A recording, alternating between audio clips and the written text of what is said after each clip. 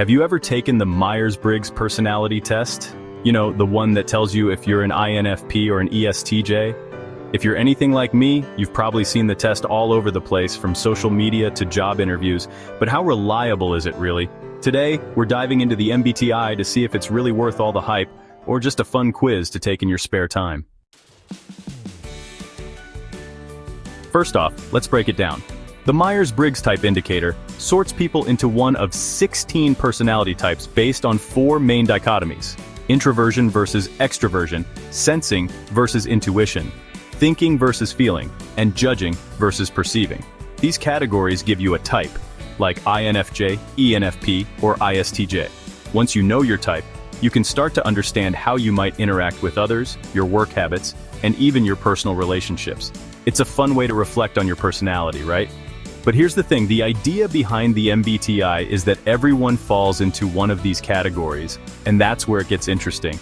It can offer a quick way to understand why you might not get along with certain people, or why you approach tasks differently than others. It can even help identify strengths and areas for growth. Millions of people have taken the MBTI, and it's even used by companies to help with team building and leadership development. But why is it so popular? Well, it gives us a neat little box that tells us more about who we are, our strengths, and maybe even our weaknesses. And let's face it, people love a good personality test, especially when it's this easy to take. And when you take the test, you don't just get a random result. It feels like you get a deep insight into yourself. You might even think, wow, that's to a T. It helps us make sense of ourselves in a world that often feels chaotic. But is that sense of certainty really as accurate as we think? Here's the catch, though. While the MBTI has gained a ton of popularity, it's also got some serious criticism. One of the biggest issues is its reliability, meaning if you took the test today and then again in 6 months, you might get a different result. That's a red flag when it comes to any psychological tool. You might even find that your type doesn't quite fit you as well as it did the first time. And trust me, this happens to a lot of people. And while the MBTI is based on Carl Jung's psychological theories, it's also been criticized for its lack of scientific backing. For example, the categories it uses, like introversion versus extroversion, are a bit too simplistic. People don't neatly fit into boxes. Our personalities are way more fluid than that. And let's not forget that the MBTI forces us to pick sides. You have to choose between thinking and feeling, judging and perceiving. Even if sometimes you lean both ways, it might not capture the nuances of your personality or how you respond in different situations.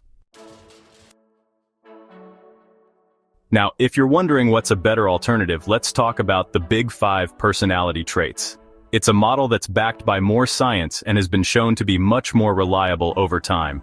It includes things like openness, how creative or open to new experiences you are; conscientiousness, how organized or goal-driven you are; extroversion, how outgoing you are; agreeableness, how cooperative you are; and neuroticism, how prone to stress or anxiety you are. Unlike MBTI, these traits are measured on a spectrum, so it gives you a much more nuanced view of your personality. It's not about fitting you into one type, it's about showing you where you stand on different traits. The Big 5 allows for much more flexibility in how we describe ourselves, without the rigid categories of MBTI. Plus, studies show that the Big 5 traits are highly predictive of things like job performance and well-being, making it a more reliable framework when it comes to understanding how your personality plays out in real life. Despite its flaws, the MBTI can still be useful if you treat it as a tool for personal reflection rather than a scientific fact. It can help you think about your preferences, how you interact with others, and even where you might want to grow. For example, if you find yourself consistently leaning toward introversion, it could help you identify situations where you feel drained or need time to recharge. By all means, take the test for fun, but just remember that personality isn't set in stone. People are complex, and we change as we grow. Our moods, experiences, and environments can shift how we behave or think. So while the MBTI might give you some insights, don't let it define you completely. Life is a lot more than a personality type.